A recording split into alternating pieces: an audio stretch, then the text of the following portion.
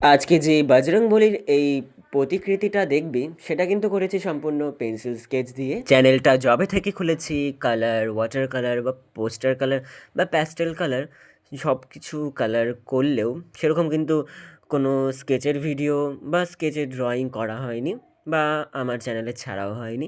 তাই আজকের এই ড্রয়িংটাই আজ তোমাদের দেখাবো বজরংবলীর একটি প্রতিকৃতি, যেটা সম্পূর্ণ পেন্সিল স্কেচ দিয়ে করা হয়েছে। প্রথমত মেকানিক্যাল পেন্সিল দিয়ে আমি বজরংবলীর এই আউটলাইনটা করে নিয়েছিলাম, আর এটা সম্পূর্ণ মন থেকে করা হয়েছে, আর কিছুটা রেফারেন্স থেকেও আমি নিয়েছি, জাস্ট মুখটা।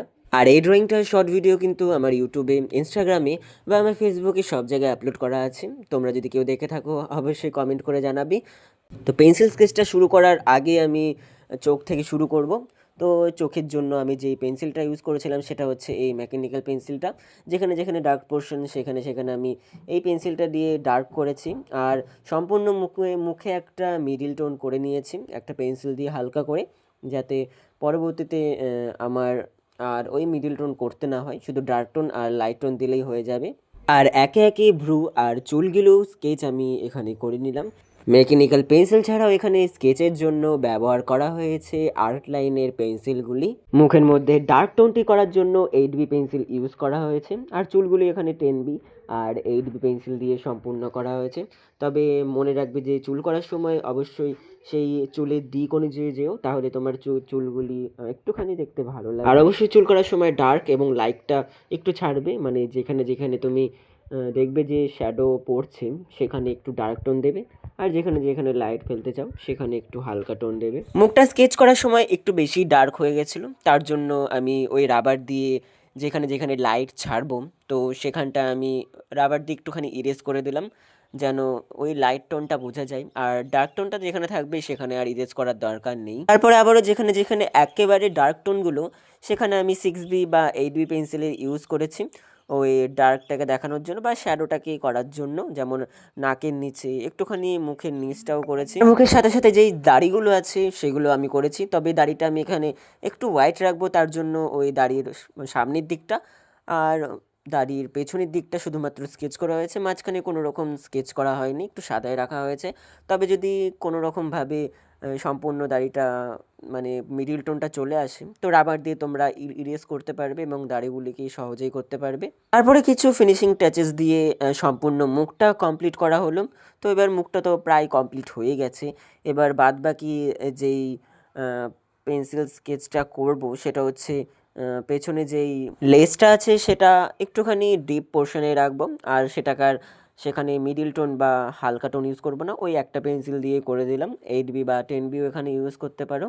তবে মাঝখানের দিকে আমি একটু হালকা লাইট টোনটা রেখে দিয়ে সম্পূর্ণ আমি ডিপ টোনটা করে দিয়েছি, শ্যাডো পার্টটা যেটা। আর এখানে মুকুটটা করার জন্য যে সম্পূর্ণ মুকুটটা আমি করেছি সেটা হচ্ছে তুমি একটু ডার্ক পেন্সিল ইউজ করো, তবে লাইট এবং ডার্ক পার্টটা দেখে একটু করবে। সম্পূর্ণ মুকুটটার ওপরে ব্যবহার করা হয়েছে 4B 8B অথবা তোমরা 10Bটাও ইউজ করতে পারো। তবে আমি এখানে সম্পূর্ণ ডার্ক টোনটা ইউজ করেছি, মানে ডার্ক পেন্সিলটা ইউজ করেছি এই সম্পূর্ণ মুকুটটা করার জন্য।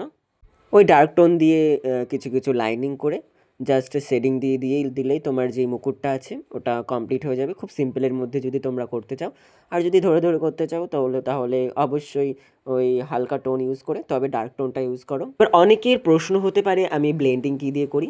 ও আমি ব্লেন্ডিং সেরকম কোনো টুলস ইউজ করি না, ওই হাত দিয়েই জাস্ট ব্লেন্ডিং করা হয়। তাছাড়াও তুমি এই ঘষাস প্রসেস না করে তুমি লাইন স্কেচে করতে পারো, ওটাও দেখতে ভালো লাগবে, তাহলে আর তোমার ব্লেন্ডিং করতে হবে না। আর যদি ঘষা স্কেচে করতে চাও তোমরা ওই হাতের ব্যবহার করতে পারো বা টিস্যু পেপারে ব্যবহার করতে পারো ব্লেন্ডিং করার জন্য, সেটা তোমার জন্য পারফেক্ট হবে। তো সবশেষে পেছনের যে লেসটা আছে সেটা একটুখানি শেডিং করলাম। আর তাছাড়াও যে গহনাগুলি আছে মানে সাজসজ্জাগুলি সেগুলো একটু ডার্ক পেন্সিল দিয়ে 8B বা 10B আমি ইউজ করেছি এই গহনাগুলি করার জন্য। তোমরা যদি এই গহনার জন্য ওই সাদা পুঁতির মালা করতে চাও তো পেছনে একটুখানি হালকা শেডিং দিয়ে তোমরা সাদা ফেব্রিকের বা অ্যাক্রিলিক কালারে ইউজ করতে পারো এই গহনাগুলির জন্য। তো আমি এখানে কোনো রকম সাদা রঙের ইউজ করিনি। তো আমি এটা চাইছিলাম যে সম্পূর্ণ একটা সিম্পল টোনের মধ্যে রাখতে। তাই আঁকাটি সম্পূর্ণ হয়ে যাওয়ার পর একটুখানি আমার মিসিং লাগছিল, যে ভাবছিলাম যে ব্যাকগ্রাউন্ডে কিছু একটা করা যাক, যেহেতু ব্যাকগ্রাউন্ডটা পুরোই ফাঁকা ফাঁকা লাগছিল। তাই আমার কাছে মেলে সফট প্যাস্টেলটা ছিল, যেটার মধ্যে আমি পেছনে ব্যাকগ্রাউন্ডটা করার জন্য ওই গেরুয়া রঙটির ইউজ করেছি। গেরুয়া রঙটি ইউজ করার সময় পাশ দিয়ে একটুখানি ডার্ক টোন দিয়ে মাঝখানের দিকটা একটুখানি হালকা রেখেছি। আমার মতে সিম্পল রাখার থেকে পেছনে যেই ব্যাকগ্রাউন্ডটা করেছি সেটাই বেটার লাগছে। আর তোমাদের মতামত চাই যে কোনটা ভালো লাগছিল, সিম্পলটা নাকি পেছনে যেই ব্যাকগ্রাউন্ডটা করেছি ওটার সাথে। যাই হোক, আমার যে সম্পূর্ণ বজরংবলীর এই প্রতিকৃতিটি ছিল সেটি সম্পূর্ণ হলো।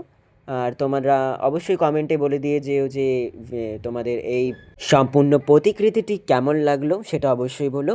আর এটি আমার 2025-এ প্রায় শেষের দিকে করা একটা পেন্টিং। আশা করি তোমাদের ভালো লাগলো।